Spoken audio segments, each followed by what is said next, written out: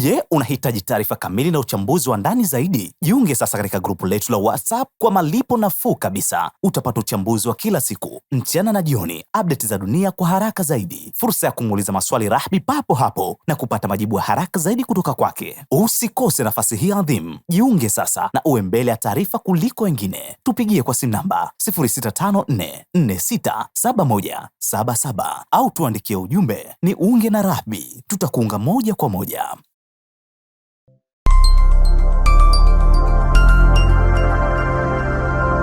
Rahby Digital, haki na ukweli. Hizi malengo yao sio malengo yetu. Sasa ICC imeonya kwamba vikwazo vya Marekani kwa majaji wake vinatishia uhuru wa mahakama na kudhoofisha utawala wa sheria duniani, huku ukiwa na mvutano kuhusu uchunguzi ambao umefanywa kuhusu Israeli. Mahakama ya Kimataifa ya Jinai ya ICC imekosoa vikali Marekani kuhusu vikwazo vilivyowekwa kwa majaji wake wawili, ikionya kwamba hatua hizo zinatishia uhuru wa kimataifa. Katika taarifa iliyotolewa Alhamisi, mahakama ilielezea vitendo vya Washington dhidi ya Jaji Gocha wa Georgia na Jaji Darmin wa Mongolia kama shambulio kali kwa uhuru wa chombo cha mahakama kisichokuwa na upendeleo. Vikwazo hivi ni shambulio kali dhidi ya uhuru wa taasisi ya mahakama isiyo na upendeleo, ambayo inafanya kazi kwa mujibu wa mamlaka iliyotolewa na mataifa wanachama, yani ambayo inafanya kazi kwa mujibu wa mamlaka iliyotolewa na mataifa wanachama wake kutoka maeneo mbalimbali duniani, ICC ilisema. Mahakama ilionya kwamba kuwalenga majaji kwa kutekeleza majukumu yao ya kisheria kuna hatarisha mfumo mzima wa kisheria wa kimataifa. Ilisema vitendo kama hivyo vinadhoofisha utawala wa sheria na kusisitiza uungaji mkono wake kwa majaji, wafanyakazi na waathiriwa wa uhalifu mkubwa. Uholanzi, ambayo ndio mwenyeji wa mahakama ya ICC huko The Hague, pia ililani hatua hiyo ya Marekani, ikisisitiza kwamba mahakama za kimataifa lazima ziruhusiwe kufanya kazi bila shinikizo la kisiasa au kuingiliwa kati. Utawala wa Rais Donald Trump umeweka vikwazo kwa majaji wawili wa ziada kutoka mahakama ya kimataifa ya jinai ICC na kuongeza shinikizo kwa mahakama hiyo kufuatia uamuzi wake wa kutoa hati za kukamatwa kwa watu mashuhuri wa Israeli kutokana na madai ya uhalifu wa kivita uliofanywa kule Gaza. Vikwazo hivi ni jibu la moja kwa moja kwa ICC kuendelea na siasa na matumizi yake mabaya ya madaraka yanayoilenga Israeli na kutishia uhuru wa Wamarekani, alisema Marco Rubio, akiongeza kuwa Marekani haitatambua mamlaka ya mahakama hiyo juu ya raia wake au wale wa Israeli. Malalamiko ya kimahakama na ukosoaji wa kimataifa. Vikwazo hivyo vilikuja wiki kadhaa baada ya majaji wa ICC kukataa mipango kadhaa ya Israeli ya kisheria yaliyowasilishwa kujaribu kusimamisha uchunguzi ambao ulikuwa ukiendelea. Hatua hizi za hivi punde zinafuatia hatua za awali za Marekani dhidi ya majaji wengine 6 wa ICC, akiwemo mwendesha mashtaka mkuu Karim Khan ambaye ameongoza uchunguzi kuhusu uhalifu unaowezekana dhidi ya binadamu. Majaji ambao wameidhinishwa na Marekani wanakabiliwa na vikwazo vikali, ikiwa pamoja kufungiwa kwa mali na marufuku ya usafiri, hatua ambazo pia hufanya miamala ya kifedha ya kila siku iwe migumu kwao. Uholanzi, ambayo inashikilia mahakama hiyo huko The Hague, pia ilitoa karipio kali ikisisitiza umuhimu wa kesi za kimahakama zisizozuiliwa. Marekani na Israeli wao si wanachama wa ICC, lakini mamlaka ya Palestina ilijiunga na mahakama hiyo mwaka 2015. Wanachama huu unaiwezesha mahakama hiyo kutumia mamlaka yake juu ya uhalifu uliofanywa katika maeneo ya Wapalestina yanayokaliwa. Utawala wa Trump umeitaka ICC isiache tu kuwashtaki watu mashuhuri wa Israeli, bali kusitisha uchunguzi wa awali kuhusu vitendo vya wanajeshi wa Marekani nchini Afghanistan. Kulingana na afisa mmoja mkuu, Washington pia inashinikiza marekebisho ya mkataba wa Roma ambayo yangewalinda uongozi wa Marekani baada ya kutoka madarakani dhidi ya mashtaka hapo baadaye. Licha ya shinikizo, ICC inasisitiza kwamba mamlaka yake yanaungwa mkono na nchi wanachama 125. Ni kufuata haki bila upendeleo, bila kujali matokeo ya kisiasa. Taasisi hiyo inasalia kuwa muhimu katika juhudi za kimataifa za kudumisha uwajibikaji kwa uhalifu wa kivita, ikiwa pamoja na ule uliofanywa katika mauaji ya kimbari yanayoendelea huko Gaza. Mmeelewa sasa hiki kinachoendelea? Pale huwa ninasema kuwa dunia inapita kwenye njia tofauti kabisa na kile ambacho watu wanakiamini. Pale niliposema kuwa Afrika tuna shida moja ya kuwa tunao wanaharakati waliosoma lakini hawafuatilii mambo duniani yalivyo. Yaani wala hawaelewi ulimwengu uko wapi. Inawezekana wamejifungia tu sehemu moja, wanachungulia, wanaona na wamekaririshwa vitu kuhusu kitu fulani. Wanachama 125 anayekemea Marekani ni Uholanzi kuwa hilo sio sahihi. Wanachama 124 wako wapi? Kwa nini wasiamue kuivunja hii mahakama? Tujue moja tu kuwa hakuna mahakama. Kwa nini mahakama ambayo kiuhakika kunajua mahakama ni mfumo wa sheria ambao unatakiwa utoe haki? Kwa nini unashambuliwa mfumo wa haki wa kisheria, halafu kuna nchi wanachama wapo kimya, wametulia kabisa? Hakuna EU wala Ulaya wala wanaharakati wowote ambao wanamwambia Marekani this is wrong. Kwa nini unaishambulia mahakama ambayo kazi yake ni kutoa haki, kwa sababu tu hii mahakama imeelekeza nguvu zake kwa upande ambao wewe hutaki? Lakini kwa nini Marekani ambaye si mwanachama wa mahakama hii aliunga mkono na kusaidia juhudi zote za mahakama hii ilipoanzisha uchunguzi dhidi ya Putin? Alitoa usaidizi wote. Lakini kwa nini mahakama hii inapokuja upande wake yeye hataki hii mahakama ishughulike na yeye, ila anataka hii mahakama ikatoe? Tuseme Marekani anaishi nje ya dunia au Marekani anaishi kwenye ulimwengu ambao tunaishi wote. Unarudi pale pale kwenye mfumo wa Umoja wa Mataifa, unarudi pale pale kwenye mifumo yao wao kwa wao kama mfumo wa NATO, unarudi pale pale kwenye mifumo labda ya World Bank, IMF. Ni mifumo yote iliyosetiwa na Marekani dhidi ya wengine. Sasa kwa nini kama hili liko wazi, watu wengine duniani na nchi zingine, kwa nini zibaki kuwa wasindikizaji? Kwa nini muendelee kujifungia kwenye hili swala hali ya kuwa mnaona kuwa vitu haviko sawa? Nilisema kama wanachama wa UN wangekuwa smart na vichwa vyao vinafanya kazi sawa sawa, mkutano wa UNGA 80 ulitakiwa ususiwe, wala wasingeenda Marekani kwenye ule mkutano, kwa sababu tayari Marekani alikuwa ameishafanya vitimbi kwenye mkutano huo, kaisha zuia visa za baadhi ya nchi katika mkutano ambao yeye haumuhusu. Yeye anapaswa kusimamia na kutoa usalama tu, anazuia visa za baadhi ya watu wengine kushiriki, kwa sababu hao watu wakija watazungumza vitu ambavyo Marekani havitaki kwa sababu vinamhusu Israeli. La wanachama wanaona ni halali Marekani kufanya hivyo, hadi eti wanakuja kubuni kutafuta azimio la kuhalalisha kile kilifanywa na Marekani. Tunapiga kura kuwa hao ambao wamezuiliwa kuto kuingia na Marekani, ambao wamenyimwa visa, watahutubia mkutano kwa njia ya video. Jamani, hawa wanachama akili ziko sawa? Hiyo baada ya hapo mkutano ujao Marekani kagombana na wengine 5, atazuia pia na wao wasiingie. Kuna maana ya mkutano wa Umoja wa Mataifa? Maana kamili imeondoka. Imebaki kuwa yeye ndio anapanga kuwa huyu asiingie, huyu aingie. Ni yale ambayo Trump aliyazungumza kuwa atayafanya kwenye mkutano wa G20 mwakani utapofanyika kule Florida, Miami, kuwazuia Afrika Kusini wasiingie. Inahusika vipi hali ya kuwa jukwaa la G20 ni jukwaa la kiuchumi ambalo hakuna mtu anapigiwa kura kuingia isipokuwa nchi zinavyokidhi vigezo zinaingia moja kwa moja, na hakuna uamuzi wa fulani kuwa huyu namtaka huyu simtaki. Anaingia kwa sababu yeye amekidhi vigezo vya kuingia pale.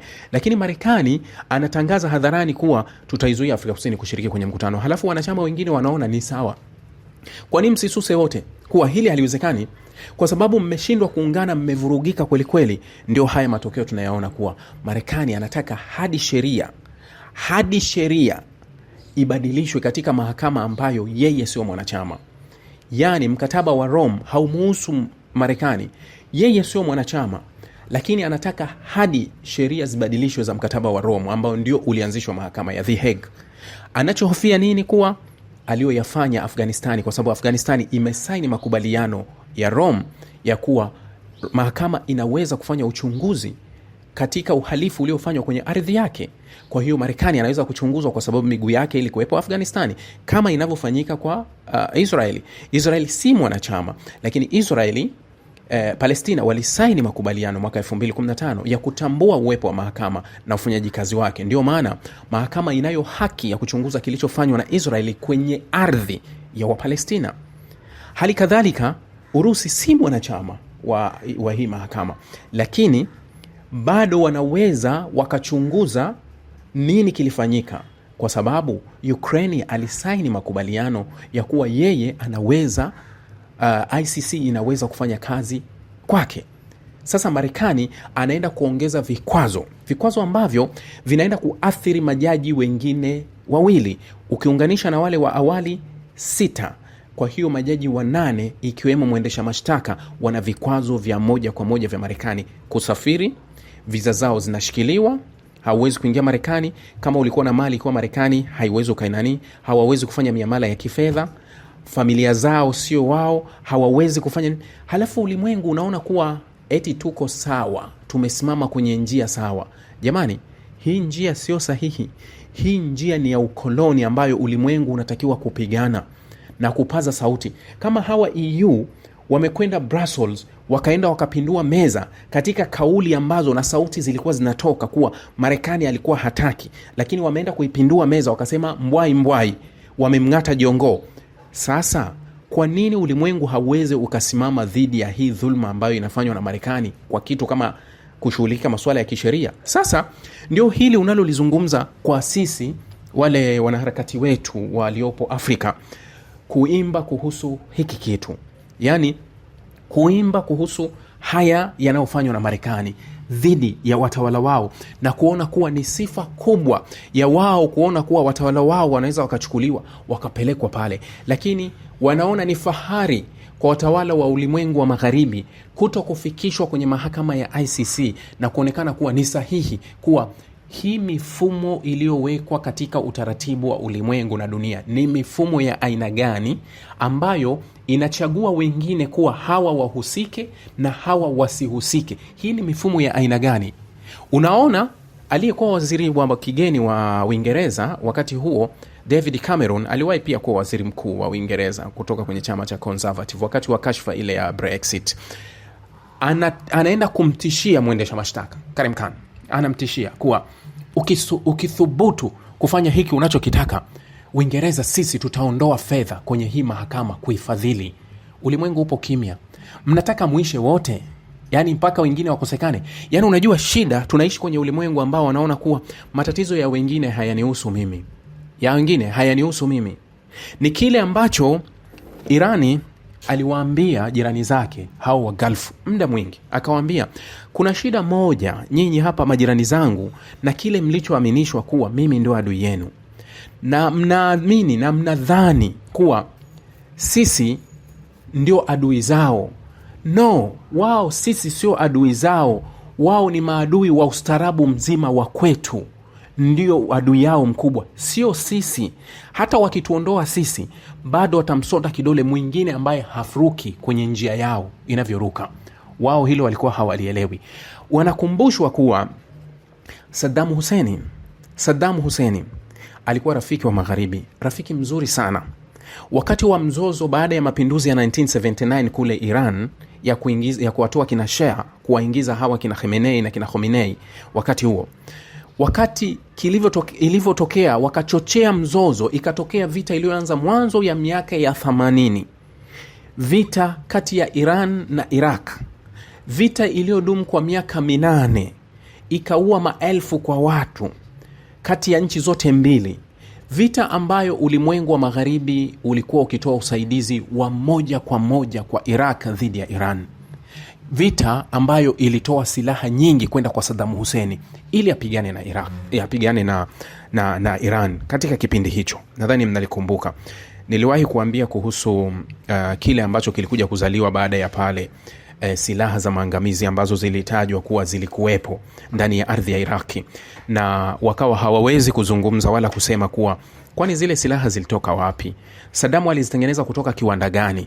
wala hamna nchi ambayo ilikuwa inawahi kusema kuwa zile silaha za Saddam Hussein alizitoa wapi, lakini kiuhalisia wanakumbuka na wanajua ni kweli walimpa Saddam Hussein silaha mbaya ambazo Saddam alitakiwa azitumie zile silaha dhidi ya Iran, na Saddam Hussein hakutumia zile silaha za maangamizi ambazo alipewa na ulimwengu wa magharibi azitumie kwa ajili ya Iran. Saddam hakuzitumia. Kwa hiyo hofu baada ya ule mzozo, hofu ikawa kubwa. Kama unakumbuka mwaka 91 au 93, baada ya ule mzozo kumalizika, unajua ule mzozo ulimalizika mwaka 88. Baada ya mwaka 88 kukatokea mzozo mpya tena kati ya Saddam Hussein wamelivyogeukana na wazungu, akawa kwenye vita ile ya Ghuba. Mnaikumbuka wakati ule kinazungumzwa ile Skadi. Saddam alikuwa anatumia makombora ya Skadi. Wakati huo ndio ikakolezwa ile picha ya kuwa Saddam Hussein anamiliki silaha za maangamizi, na ikatajwa kuwa alizitumia dhidi ya Wakurdi kule Iraq wakati huo. Lakini msisahau kuwa mwanzo wa miaka ya 90 Iraq walirusha kombora kuelekea Israeli. Kwa hiyo hofu ya magharibi ikawa kuwa zile silaha za maangamizi walizompatia na hakuzitumia Irani, anaweza kuja kuzitumia dhidi ya Israeli. Ikaanza kuprintiwa sasa ile picha ya kuwa Saddam Hussein anamiliki silaha za maangamizi, lakini hatuambiwi silaha za maangamizi zilitoka wapi na zikaenda wapi, zilifikaje kwenye mikono ya Iraq. Ndio ikaanza zile chokochoko ya Saddam Hussein. Ni kweli walikuwa wanajua Saddam anamiliki silaha, lakini Saddam Hussein alichokifanya, aliziangamiza. Tayari alikuwa ameshaangamiza zile silaha bila kuzitumia. Hakutaka kuzitumia Irani na wala hakutaka zitumike duniani, akaziangamiza. Na kosa kubwa aliloruhusu ni kuruhusu wachunguzi kwenda kufanya ukaguzi na kuthibitisha kuwa hivi sasa Saddam Hussein hana tena zile silaha za maangamizi. Moja ya interview ambayo aliwahi kuifanya aliyekuwa kiongozi wa Hezbollah Hassan Nasrallah, anasema moja ya Waarabu waliokuwa wajinga kabisa duniani alikuwa ni Saddam Hussein, aliyeamua kuangamiza silaha zake, wakaja kumkamata kama panzi, akikusudia kuwa sisi Hezbollah swala la kusalimisha silaha halitokuja kutokea. Yani hakuna mazungumzo yoyote tunaweza kuja kufanya ya kuja kuweka chini silaha zetu, akimshutumu Saddam Hussein kuwa kwa nini uliangamiza silaha? Kwa sababu usingeangamiza silaha wala wasingeweza kuingia kwenye nchi yako, ila ulijimaliza mwenyewe. Baada ya kuthibitisha kwa Saddam Hussein hakuwa na chochote, wakaivamia Iraq kuenda kutimiza tu majukumu yao ya kwenda kubadili uongozi na kwa ajili ya kufyonza mafuta ya Iraq. Leo Iraq inaendeshwa inavyoendeshwa, kama ilivyoharibika, kila kitu kimekuwa vile. Lakini hiyo yote unakumbushwa kuwa Saddam Hussein alikuwa rafiki wa magharibi. Nini kilitokea? Akawa adui yao. Ndio hayo yanayoendelea sasa. Hawa mahakama ya ICC inaguswa, ulimwengu upo kimya, kwa sababu ulimwengu unaamini kuna nchi ambazo zinastahili ziadhibiwe, kuna nchi ambazo zinastahili hazitakiwi kufuata sheria, na kuna nchi ambazo ziko above the law, zinaweza kuamua chochote na zinaweza zikafanya lolote na bila kuadhibiwa. Ndio ulimwengu tunaoishi wa kinafiki. Sasa tutakuwa tunaguswa mmoja anakaa pembeni, anaguswa wa pili anakaa pembeni, anaguswa wa pili. Yani hawa ni mfano wa kondoo waliotawanyika. Mbweha atararua mmoja mpaka anajikuta kondoo waliobaki ni wachache kabisa ambao hawawezi kujilinda. Matokeo yake nini? Tunajaa kwenye mfumo ambao tayari. Lakini kwa leo wanachama 125, kwa nini wasiite kikao cha dharura na mkutano wa dharura na kutoa matamko na makaripio makali na kuonyesha uungwana wa kusema kuwa tunaendelea kufanya usaidizi wa moja kwa moja katika mahakama hii? Lakini hata wale EU ambao wamekuwa wakituaminisha kuwa wao ni watu wa haki na sheria, swala hili hawalitaki. Ndani yao wamo ambao walikuwa EU wameshaitishia mahakama, Uingereza ambaye wali Brexit kutoka EU.